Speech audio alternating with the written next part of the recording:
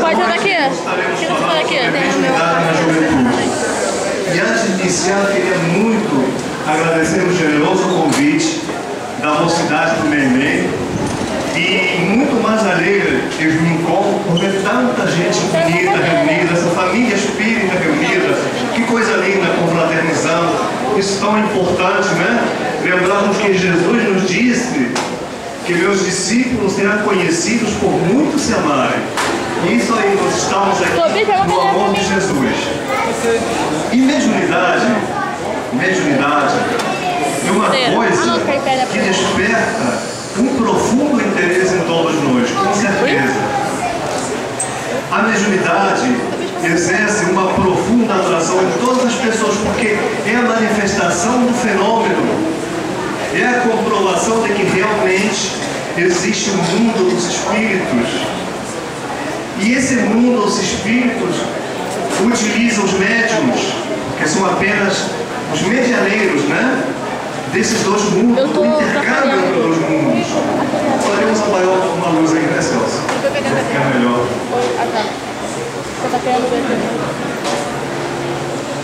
E esse intercâmbio acontece devido, claro, à mediunidade. E nós vemos a importância do estudo. O estudo é elemento vital, essencial, para que a mediunidade funcione da maneira certa e adequada. Porque a mediunidade é uma coisa muito séria.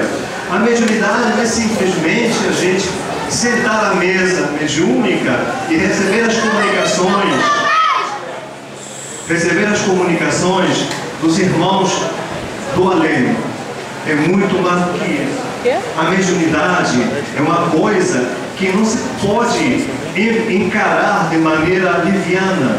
A necessidade, o estudo, da dedicação. Mediunidade é renúncia também. Mediunidade é renúncia. Então vamos iniciar. Todos nós conhecemos essa questão aqui, mas nunca está demais a gente repetir. Todo aquele que sente, num grau qualquer, a influência dos espíritos é por esse fato médium. Essa faculdade é inerente ao homem. Não constitui, portanto, um privilégio exclusivo. Por isso mesmo, raras são as pessoas que dela não possuam alguns rudimentos. Todavia, usualmente, assim só se qualificam aqueles em quem a faculdade mediúnica se mostra bem caracterizada e se traduz por efeitos patentes de certa intensidade, o que então depende de uma organização mais ou menos sensitiva. Então, nós temos o Livro dos Médiuns, capítulo 14, item 159.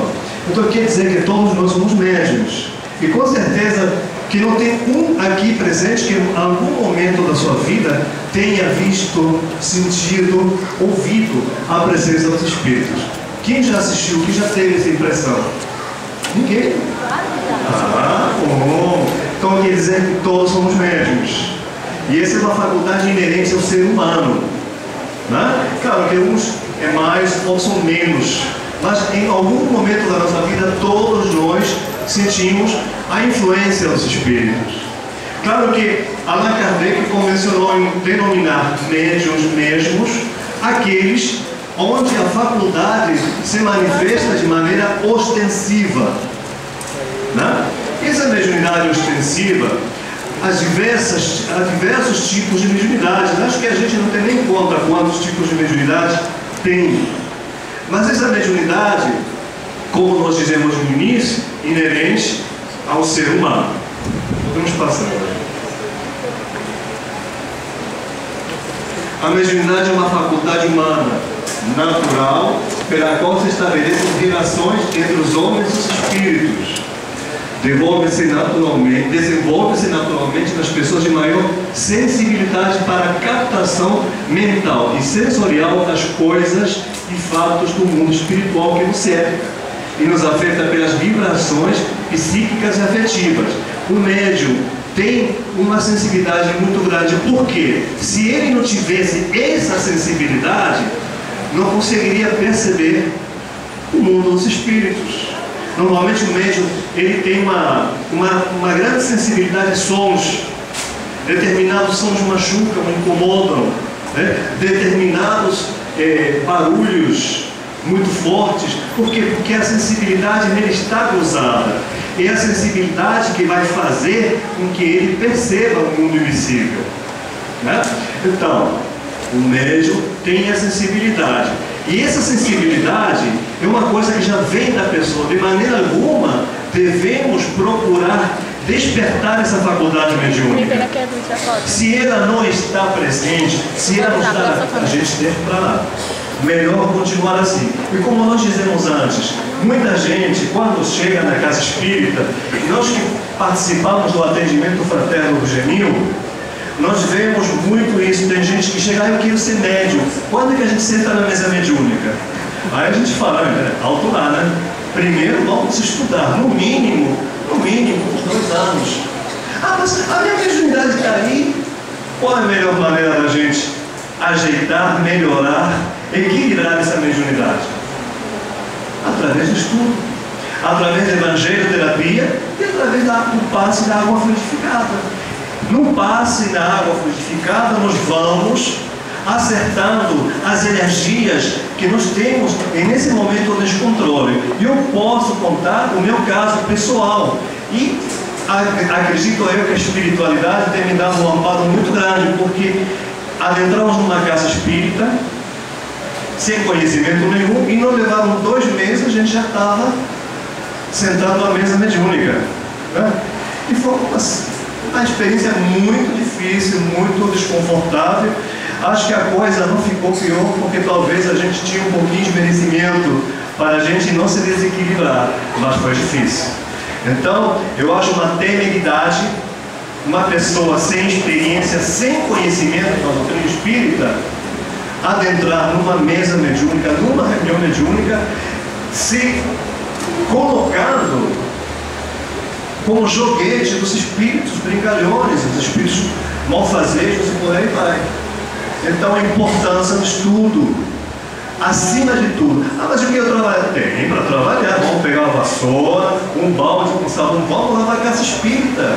E nós vemos que isso não sabe. Por exemplo, os discípulos que os gurus indianos, os gurus tibetanos trazem para ensinar as artes dos poderes da mente, quando eles chegam, eles não estudam nada, eles vão limpar o templo, vão limpar a escola, para quê? Para ir treinando a humildade, ir treinando a paciência, coisa que se faz muito importante, porque nós entendemos que uma pessoa que não tem o conhecimento da doutrina, que não sabe quais são os mecanismos que manipulam e movimentam a mediunidade, corre um risco tão grande até de cair em um desequilíbrio mental seríssimo.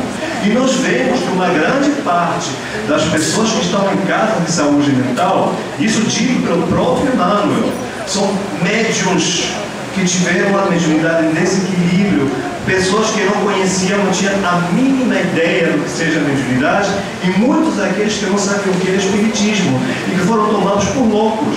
Nós temos a filha de Isabel de Castela e Fernando de Aragão, os reis católicos da Espanha, Joana de Castela, que depois, através do companheiro Arnaldo Rocha, que foi marido de Meimei, vemos contar que foi uma das reencarnações do Chico. Ou seja, Joana, que é chamada comumente Joana Louca, ela não era louca, ela era médium, e ela via os espíritos. Ela passou, por causa disso, praticamente 40 anos da vida dela trancada no quarto. Vocês imaginam os pais altamente católicos e de repente ela começa a falar, estou vendo isso, vendo aquilo, vendo o outro. Ela pensava que ela estava com coisas do demônio. Então ficou praticamente trancada 40 anos dentro do quarto. Então nós vemos aí, né? E no entanto, segundo Arnaldo Rocha, isso foi confidenciado pelo Chico para ele e pediu que ele guardasse silêncio. Isso aconteceu muitos anos atrás. E Chico pediu que ele divulgasse isso depois do desencarne dele. E ele nos conta 11 reencarnações e as 11 reencarnações como mulher. Joana de Casteiro, entretanto, eu não lembro de todas. A primeira faraó feminina, Farani, né? Que no reinado de Safarani, as artes, a literatura e a paz tiveram um grande crescimento no reino do Egito. E outras que agora, não estou lendo, a filha de Públio Lentulus também, né? Eu nunca lembro assim, Lídia ou Lígia, eu sempre me confundo, Lígia, exatamente. Então nós vemos aí. E o Chico, ele começou a ter a sensibilidade mediúnica com 5 anos de idade. E começou a trabalhar mediunicamente com 17 anos. Né? Vamos passar.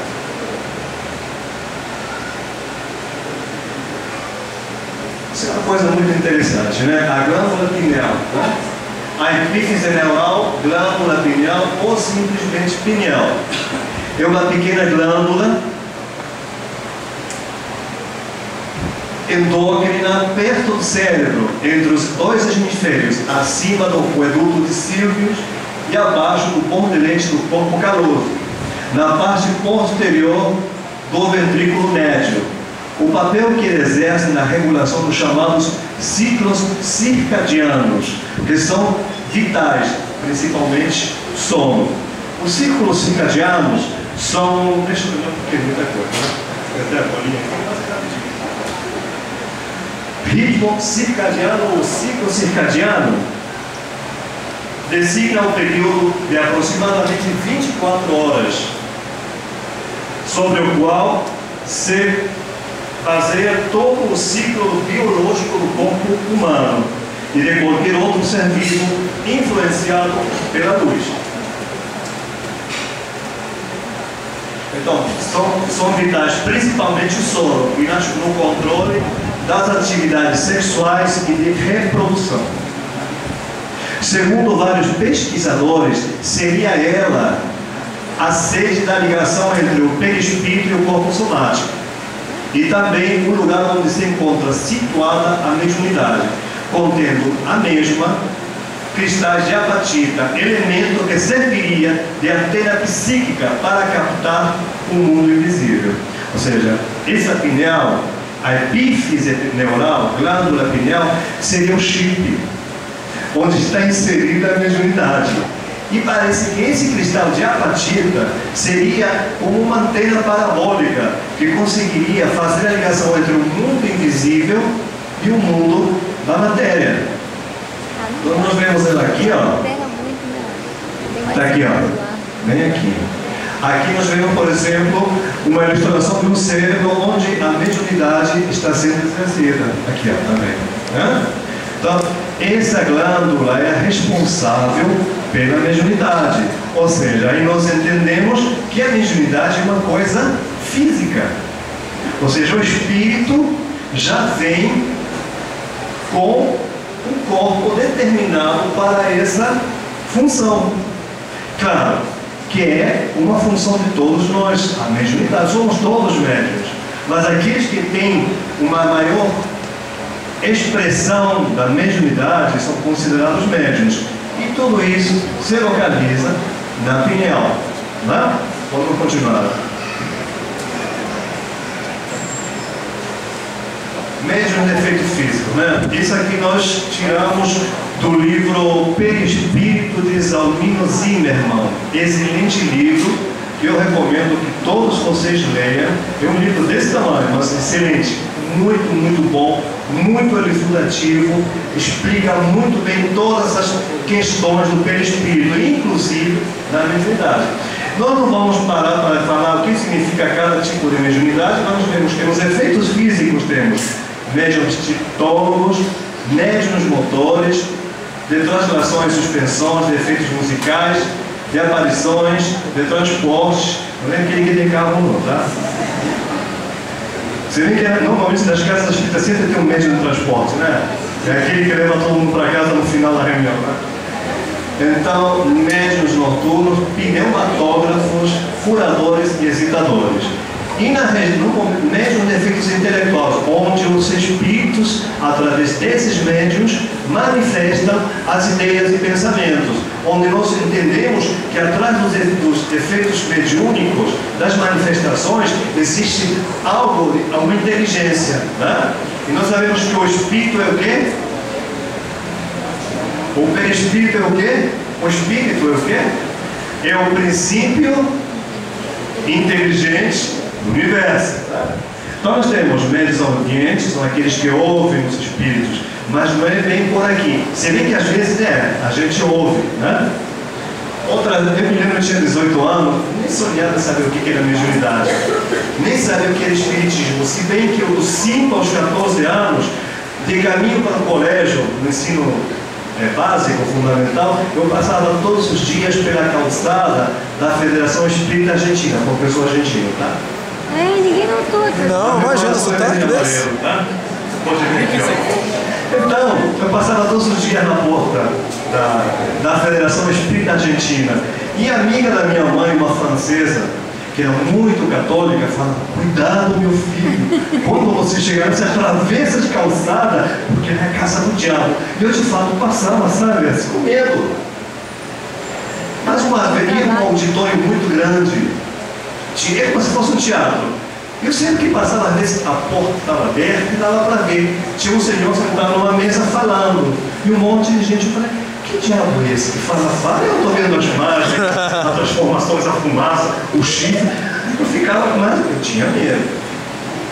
E eu passava todos os dias, né? Você vê, eu fui mesmo conhecer o espiritismo com 44 anos. Um pouquinho atrás. Sim. Então, esses médiuns audientes são os que ouvem, né? Os falantes, ou seja, o que é médium falante? Médium de psicofonia, isso. Médiuns videntes, inspirados, de pressentimento, proféticos, sonâmbulos, estáticos, pintores ou desenhistas e médiuns escreventes, ou seja, médiuns psicográficos. Muito bem. Então, gente, pode passar, João Júlio. Agora vem a parte interessante. Geralmente, seu desenvolvimento é cíclico, ou seja, processa-se por etapas sucessivas em forma de espiral. As crianças a possuem, por assim dizer, a flor da pele, mas resguardada pela influência benéfica e controladora dos espíritos. Nós sabemos que a criança, até completar 7 anos de idade, as ligações do corpo físico com o corpo perispiritual são bem tênues.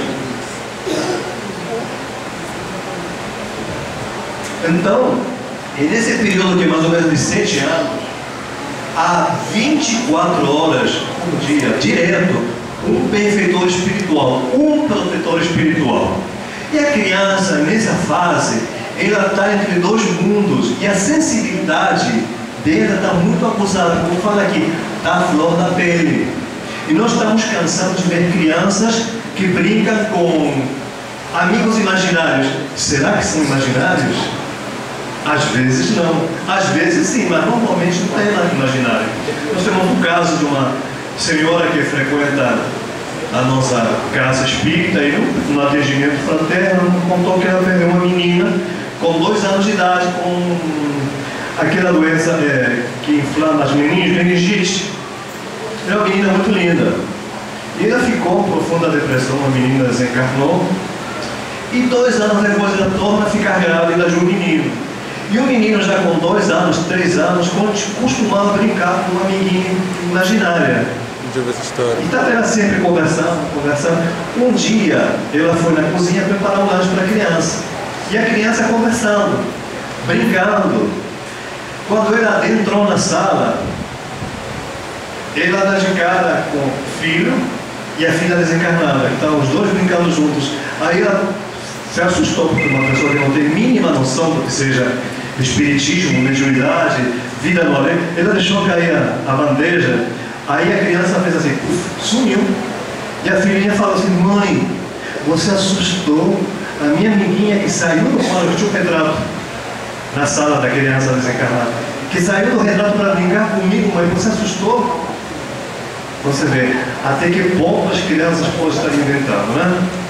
Às vezes pode ser que seja assim, imaginação, né? A criança tem uma imaginação muito grande. E o animismo da criança também, que às vezes, não sei se vocês lembram, eu me lembro de coisas quando tinha 2 anos de idade. E eu lembro que as formas na semi-escuridão do quarto se transformavam em monstros, em animais, em coisas, né? E isso é o animismo da criança. Na fase infantil, as manifestações mediúnicas são de caráter anímico. A criança projeta sua alma nas coisas e nos seres que a rodeiam. Recebe as intuições orientadoras dos seus protetores, às vezes vêm e denunciam a presença de espíritos aos familiares. E não raro transmite avisos e recados dos espíritos. Na nossa casa espírita vem muita gente que comenta isso, que a criança conversa com a avó que já faleceu, com a tia, com a prima e por aí vai. Muito normal.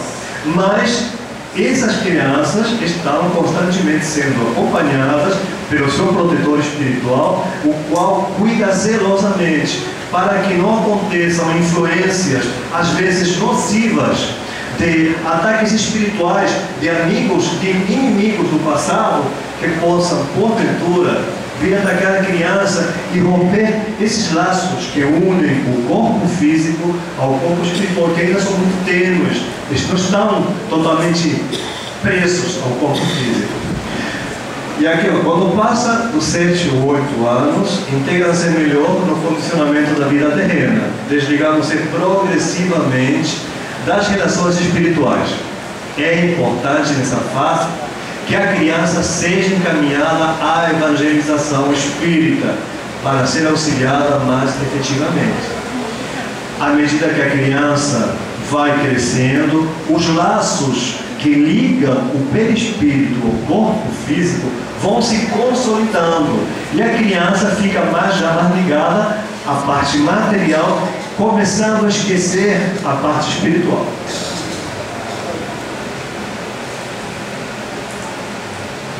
Então nós agora temos o primeiro ciclo de mediunidade nas crianças. E Allan Kardec pergunta: haverá inconveniente em desenvolver-se a mediunidade nas crianças? E os espíritos respondem: certamente, e sustentam mesmo que é muito perigoso, pois que esses organismos débeis, delicados, sofreriam por essa forma grandes abalos, e as respectivas imaginações, excessiva sobrecitação. Assim, os pais prudentes devem afastá-las dessas ideias, ou, quando nada, não lhes falar do assunto, senão do ponto de vista das consequências morais. Ou seja, que estimular a mediunidade em crianças é uma coisa que em momento algum se deve nem sequer tentar, nem pensar em fazer. Porque, como diz aqui, o organismo ainda está muito fraco. A ligação entre o corpo espiritual e o corpo físico é muito tênue. Isso pode vir a ocasionar sérios estragos. Então a importância de que, se no caso os pais verem que há uma certa manifestação de mediunidade da criança, de maneira alguma incentivar, e se for o caso, vital importância, levar a criança à casa espírita. Para quê? Para que tome o passe, para que beba água fluidificada, para que ela seja equilibrada, para assim, quando chegar a determinada idade, aí sim começar a gente ver o que pode ser feito com essa mediunidade. Vamos lá. Segundo ciclo, mediunidade na adolescência. E geralmente na adolescência, a partir dos 12 ou 13 anos, que se inicia o segundo ciclo. No primeiro ciclo, só se deve intervir no processo mediúnico com preces, passes, para abrandar as hesitações naturais da criança. Na adolescência, seu corpo já amadureceu o suficiente para que as manifestações mediúnicas se tornem mais intensas e positivas. É tempo de encaminhá-las com informações mais precisas. Não se deve tentar o seu desenvolvimento de sessões, mas necessário é ter muito cuidado para orientar o adolescente sem hesitar a sua imaginação. Mesmo assim, ainda não é tempo de desenvolver. É tempo de estudo, de preparação. Até porque o jovem, normal, né? Todos nós já fomos jovens e a gente passa por essa fase do descobrimento, né? As baladas, o namoro e aquelas coisas da juventude. E às vezes o jovem ainda não está pronto para assumir esse compromisso sério, muito sério. Aí, o passe, a prece, as reuniões de estudo doutrinário são os meios de auxiliar no processo. Sem forçá-lo, claro, né? Dando-lhe a orientação adequada. Certos adolescentes se integram assim com uma facilidade incrível, rapidamente e naturalmente. Outros rejeitam a mediunidade e procuram voltar-se para os sonhos juvenis. Nada mais do que natural, né? Mas, mesmo assim, a responsabilidade dos pais é nesse momento muito grande. Porque nós sabemos muito bem que quando a mediunidade é uma ferramenta que o espírito recebe para quê? Para se melhorar e trabalhar ajudando tanto encarnados quanto desencarnados. E se esse espírito recebeu essa ferramenta, com certeza que ele a recebeu porque de repente já pediu, né? Para quê? Porque sabem que no passado, quase todos nós, fomos altamente levadinhos, né? A gente aprontou muito, a gente fez muita arte. Então, trazemos a mediunidade e muita gente que se considera que é médium acha que é, sabe, o top, o mais alto da escala evolutiva. No entanto, normalmente, né, aquele que vem com a mediunidade é aquele que mais dívidas contraiu perante a justiça divina. Os médiuns não são superiores a ninguém, são iguais a todos. Estamos todos no mesmo barco e, como Edivaldo Pereira Franco diz, somos todos farinha do mesmo saco. Não há diferença, somos todos iguais. Senão, a gente não estaria no mundo de provas e expiações que já está ingressado no mundo de regeneração. Ainda não se concretizou. Sabemos, através da mediunidade do Chico, isso foi publicado há pouco tempo, né? Que Jesus, há uns 1900 e alguma coisa, ele pediu, houve uma reunião de espíritos puros para ver e decidir os destinos da humanidade no planeta Terra. E os espíritos superiores consideravam